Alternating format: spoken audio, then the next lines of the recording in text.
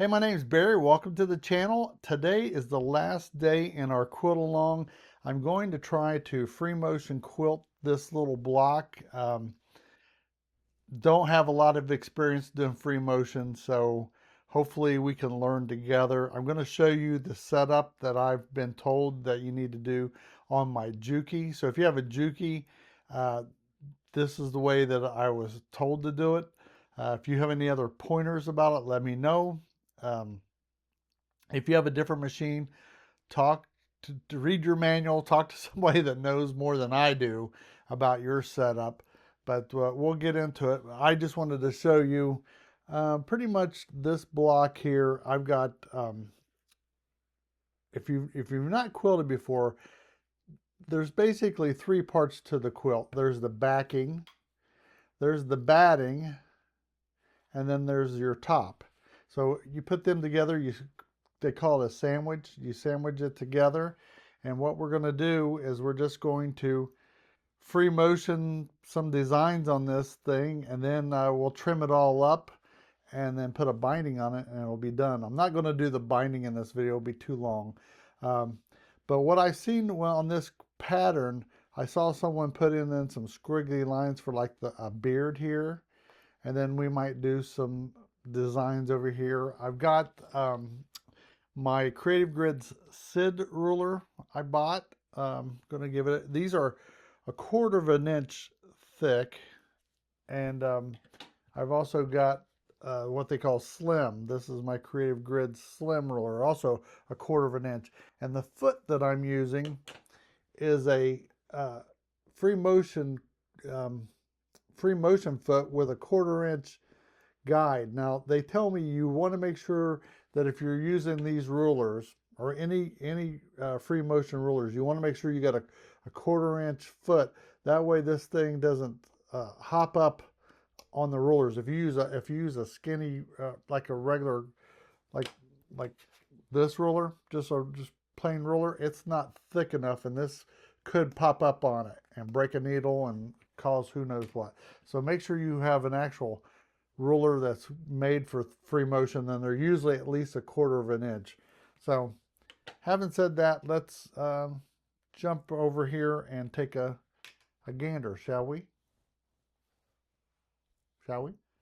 All right, I'm gonna stop the video right here and insert a whole nother video inside a video. I made a video last night and I was uploading it, and after I did my free motion on my quilt block, two things happened. One, I'm really terrible about free motion. I need to practice way more than I have been. Number two, I was wearing my Meta glasses and I recorded me doing it, and it was so shaky. I learned two things from that. One, I move my head whether I like to or not. And number two, you can't use that footage because it would make people sick. So I opted to put in this little filler here of me just taking my walking foot and quilting this, which involved me picking out all the stitches where I free motioned it yesterday and putting this in, which it turned out so much better. So enjoy my little thing about how I do I talk about my free motion quilt gadgets and using my walking foot. So enjoy. Now let me show you the setup for this. The first thing on the Juki you want to do is you want to take your feed dogs, and that's right over here.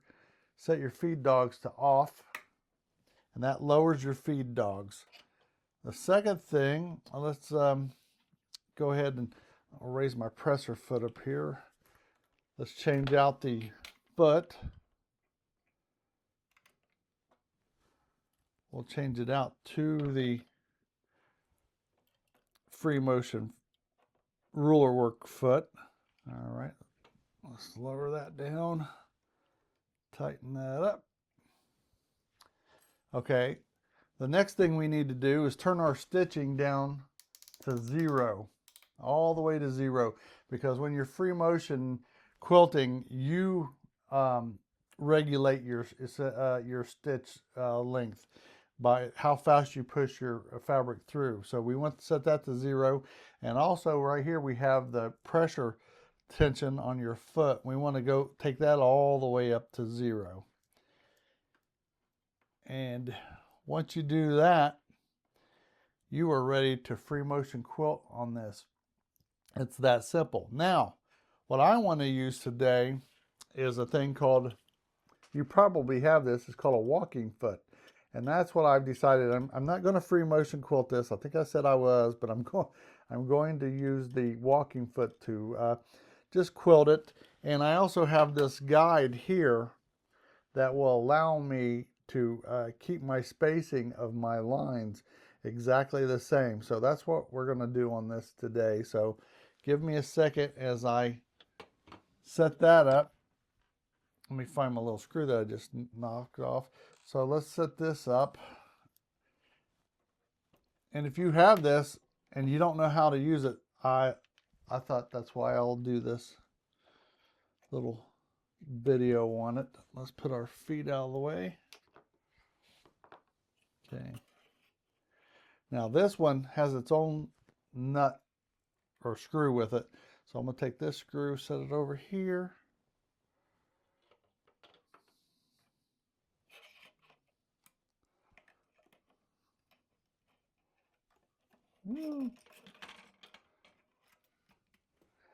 Okay.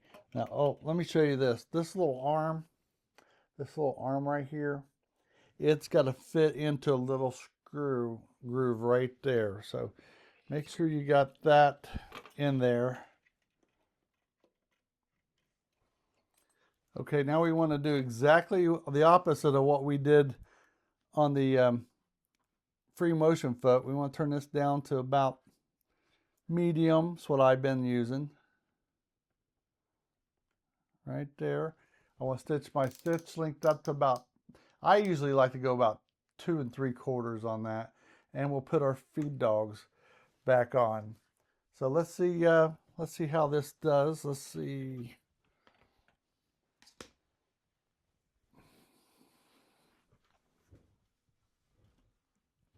Pretty close. So I'm going down the middle. Like I said, I always like to start down the middle.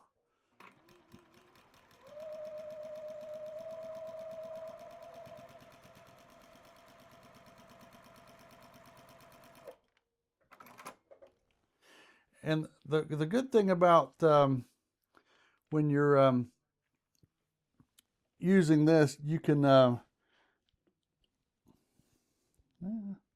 maybe you can. Oh, I know what you could do. Say if I want this to be a little closer, I can even actually take this guide. I'm going to flip it around the other way. All right, let's go here. Let's try this. We could just follow this little guide right down the stitching of the previous one.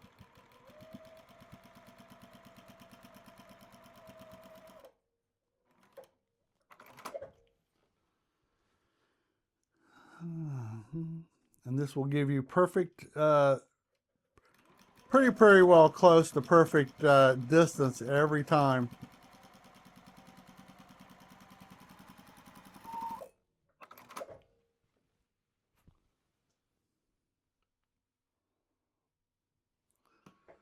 So if you've never used your walking foot, it's great if you want a straight line stitch.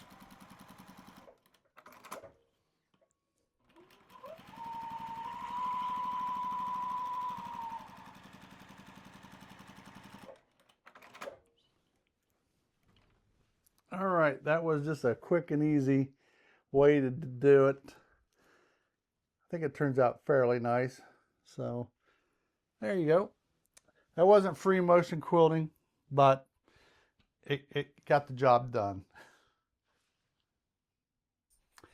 Hey, I was hoping to show you me doing free motion on this, but it turned out probably pretty terrible, and I didn't want to show you how bad I did, but it's together. We'll do another one another time, but I just wanted to let you know we did it. I appreciate everybody that sent blocks in. If you look at the post tab on the main page, you can see, I think there was about 9 or 10 people that had did blocks, and I really appreciate it. I thought that was fantastic for our first one. But yeah, that's it. This, you know what? It's holding together.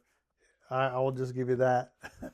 And we'll see if we can make what we can make out of this video. But anyways, that was it. We're going to do more so-longs.